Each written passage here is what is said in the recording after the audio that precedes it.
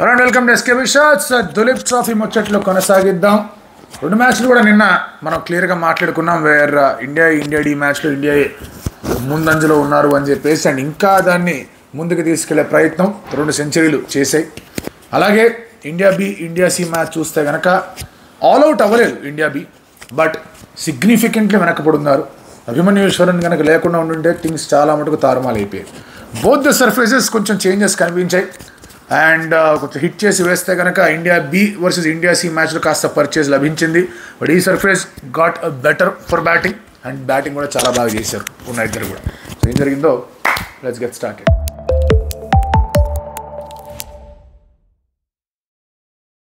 India A versus India D match అనేది చాలా ఇంట్రెస్టింగ్గా సాగుతున్న మ్యాచ్. దానికి కారణం ఏంటి అంటే కనుక మీకు ఫస్ట్ 2 డేస్లో ద నెంబర్ ఆఫ్ వికెట్స్ ఏవైతే పడ్డాయో అది జనాలందరూ చూసి ఒక్కసారి షాక్ అయిపోయారు. ఏంటి రిజల్ట్ వచ్చేస్తుంది, అసలు కుమ్మేస్తున్నారు, ఇది అంతకన్నా ఏమీ లేదు ఇంకా అయిపోయిందని. బట్ ఇవాళ సమ్హౌ ద పిచ్ కొంచెం బ్యాటింగ్ కండ్యూసివ్గా అనిపించిందేమో. అండ్ అలాగే ఇద్దరు కూడా చాలా బాగా బ్యాటింగ్ చేశారు, ప్రథమ్ కానివ్వండి అండ్ అలాగే తిలక్ వర్మ కానివ్వండి, చాలా అద్భుతంగా బ్యాటింగ్ చేశారు. చాలా సమర్థవంతంగా ఎదుర్కొన్నారు అవతల బౌలింగ్ ఛాలెంజెస్ అన్నింటినీ కూడా. ఇనిషియల్గా కొంచెం టైం తీసుకున్నాడు తిలక్, బట్ వన్స్ ఈ గాట్ దేర్ మంచి స్ట్రోక్స్ అనేవి ఆడాడు. స్ట్రైట్ డౌన్ ద గ్రౌండ్ ఆడాడు, కవర్ డ్రైవ్స్ ఆడాడు, బ్యాక్ ఫుట్ మీద కూడా చాలా బాగా ఆడాడు. ఎక్కడ కూడా కొంచెం అన్ఈవెన్ బౌన్స్ అది ఇది కనిపించినట్టు ఎక్కడ దాఖలాలు కనిపించలేదు. మీకు ఫస్ట్ డే అయితే ball was doing a bit, కొంచెం తిరుగుతూ పడిన తర్వాత కొంచెం మిస్బిహేవ్ లాంటిది కాకపోయినా కూడా పడిన తర్వాత మాత్రం బ్యాట్స్మెన్కి ఇబ్బందికరంగానే మారుతూ వచ్చింది. సెకండ్ డే కూడా కొంతవరకు అలాగే ఉండింది. బట్ ఇవాళ I think it was the best day to bat on ఏమో అనిపించింది అండ్ దాన్ని పూర్తి స్థాయిలో ఉపయోగించుకున్నారు, వినియోగించుకున్నారు. ఓవర్ నైట్ స్కోరే మనం చూస్తే కనుక మయాంక్ అగర్వాల్ అవుట్ అవ్వకుండా ఉంటుంటే హ్యాపీ పొజిషన్లో ఉంది, ఇప్పటికే హ్యాపీ పొజిషన్లో ఉన్నారు. దాదాపుగా 90-100 పరుగులు లీడ్ తెచ్చుకొని దాని తర్వాత ఓన్లీ 1 వికెట్ మాత్రమే కోల్పోయి అంత బాగా ఆడుతున్నప్పుడు అండ్ ఇవాళ దే టుక్ ఆఫ్, అంతే వేరే లెవెల్కి వెళ్ళిపోయారు, చాలా బాగా ఆడేశారు. అండ్ ఇద్దరికిద్దరు అద్భుతమైన సెంచరీస్ కొట్టి తిలక్ ఫస్ట్ మ్యాచ్ మిస్ అయ్యాడు. అండ్ తిలక్ గురించి మనం ఆల్రెడీ ఒకసారి మాట్లాడుకున్నాం దట్ అతన్ని కన్సిడర్ చేస్తున్నారు కానీ ఎక్కడ పెట్టాలో అర్థం కావట్లేదు. ఎందుకంటే T20లో కాంపిటీషన్ ఎక్కువ ఉందని మాట్లాడుకున్నారు, వన్డేలో పెట్టుకుందామంటే కనుక టీం అంతా కూడా సిద్ధంగా ఉంది. వన్డేలో అతనికి ఛాన్స్ రావట్లేదు, T20లో అతనికి ఛాన్స్ రావట్లేదు. చాలా అద్భుతమైన ప్లేయర్, క్రైసిస్ మేనేజర్, మిడిల్ ఆర్డర్లో రాగలడు, 3-4 వికెట్లు పడిపోయిన తర్వాత ఉన్న లెఫ్ట్ హ్యాండర్ తను, బౌలింగ్ కూడా వేయగలడు, ఎక్సలెంట్ ఫీల్డర్, స్పిన్ని బాగా ఆడగలడు, ఫాస్ట్ బౌలింగ్ని బాగా ఆడగలడు, మ్యాచెస్ని ఫినిష్ చేసిన సందర్భాలు ఉన్నాయి T20 క్రికెట్లో. బట్ అలాంటి ప్లేయర్కి ఎప్పుడైతే ఇండియన్ క్రికెట్ తను ఆడలేదని కాదు, ఆడిన తర్వాత కొంచెం అటు ఇటు అయింది తన కెరియర్. ఆ తర్వాత సరే మళ్ళీ చూద్దాం ఎంతవరకు తను పరిపక్వత చెందాడు అని చెప్పేసి ఏదో ఆలోచనలోకి వెళ్ళారు సెలెక్టర్స్. బట్ ఇవాళ మంచి ఇన్నింగ్స్ ఆడాడు అండ్ ఆయన ఆఫ్కోర్స్ కొంతమంది మిస్ అయిన వాళ్ళు కూడా ఉన్నారు, Parag missed out. But Tilak చాలా బాగా ఆడాడు, ముందుకు తీసుకెళ్ళాడు. 500 పైన టార్గెట్ పెట్టారు ఇండియా డీకి, 500 అబౌవ్ టార్గెట్ పెట్టి చేసి చేయండి అని చెప్పారు. అండ్ వాళ్ళు సమర్థవంతంగా ఎదుర్కొన్నారు. ఆ తర్వాత ఆడే అవుట్ అయిపోయాడు. ఇప్పుడు ఆ తర్వాత రికీ భూయి వచ్చి అగ్రెసివ్గా ఆడాడు. శ్రేయస్ అయ్యర్ రాలేదు 1 డౌన్, రికీ భూయిని పంపించాడు. భూయికి 3 ఇన్నింగ్స్లో మంచి స్టార్ట్స్ వచ్చాయి. లాస్ట్ ఇయర్ కూడా అతను మంచి స్టార్ట్ వచ్చింది, దేవదత్ పడికల్తో మంచి పార్ట్నర్షిప్ నెలకొల్పాడు ఈ ఫస్ట్ ఇన్నింగ్స్లో. బట్ ఈసారి మాత్రం చాలా అగ్రెసివ్గా ఆడాడు, తన బెస్ట్ స్కోర్ అనేది నమోదు చేసాడు ఇప్పటిదాకా ఈ 3-4 ఇన్నింగ్స్లో. ఇక్కడి నుంచి ఎంతవరకు క్యారీ ఆన్ అవుతాడనేది చూడాలి, ఎందుకంటే ఓడిపోకుండా ఉండేందుకు ముందు ప్రయత్నాలు చేయాలి. ఫస్ట్ ఇన్నింగ్స్ లీడ్ ఎలాగో పోయింది, దాని గురించి మాట్లాడుకునేది ఏం లేదు. ఇప్పుడు ఓడిపోకుండా చేసే ప్రయత్నంలో వీళ్ళు ఒక టెంపర్మెంట్ బయటపడుతుంది. అంత పెద్ద టార్గెట్ ఉంది, బౌలర్స్ దగ్గర దాదాపు 400 పరుగులు ఉన్నాయి టు జస్ట్ డిఫెండ్. అండ్ అంత ఈజీ కూడా కాదు అంత టార్గెట్ని చేస్ చేయడం అంత రన్ రేట్తో.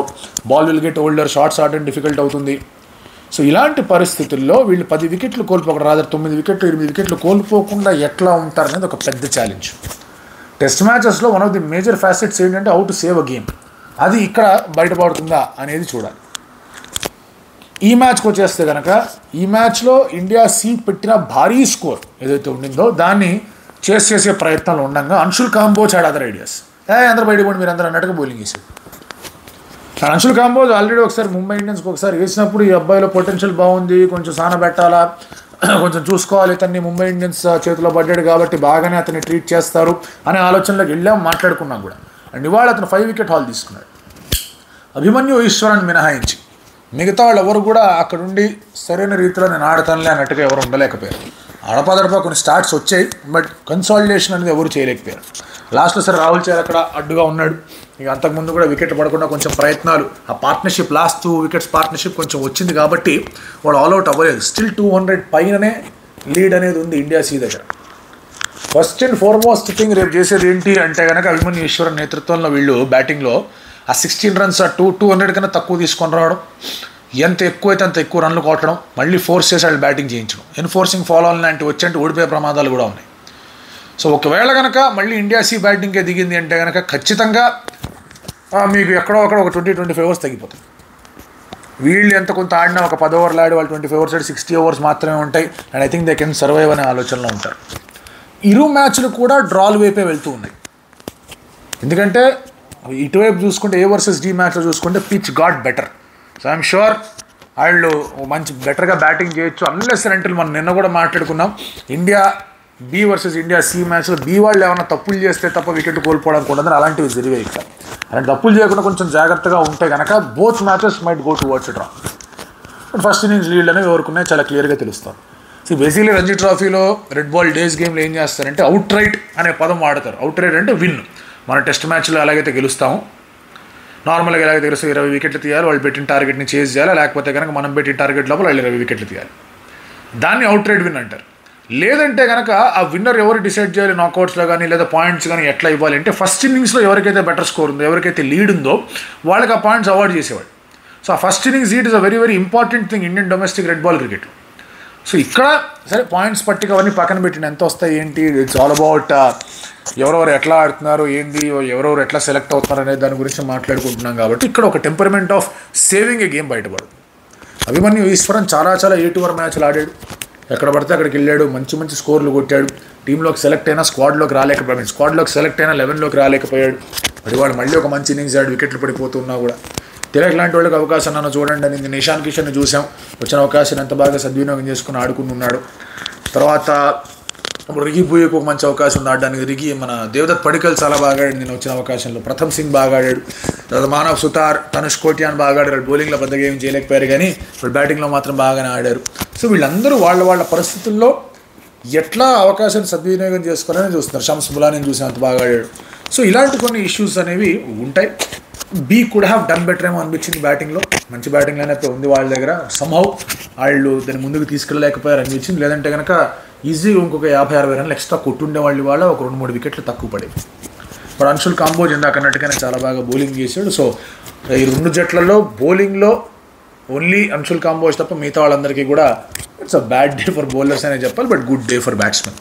సో చూద్దాం రేపు మరి 2 మ్యాచ్లు ఏ విధంగా ఎండ్ అవుతాయి ఏంటి పరిస్థితి అని. ఇంకా ఆ తర్వాత ఎలాగో 3-4 రోజుల్లో ఇండియా వర్సెస్ బంగ్లాదేశ్ మ్యాచ్ కూడా తయారైపోతుంది. విరాట్ కోహ్లీ చెన్నైకి వచ్చాడు. ఇక హీరోయిన్ రాధికాతో సెల్ఫీ ఫోటో కూడా బయటపడింది చెన్నైకి వస్తున్నట్టు. మిగతా వాళ్ళందరూ చెన్నైలో ప్రాక్టీస్ చేస్తున్నారు. రిషబ్ పంత్ వీళ్ళందరూ కూడా రీచ్ అయిపోయారు అక్కడికి. So and then of course Rohit ఆలోచనలు ఎలా ఉండబోతున్నాయి, ఏ విధంగా వరల్డ్ టెస్ట్ ఛాంపియన్షిప్ దృష్ట్యా ఈ యొక్క సిరీస్ అనేది ఉండబోతుంది, వాటి గురించి కూడా మనం మాట్లాడుకుందాం. Till then.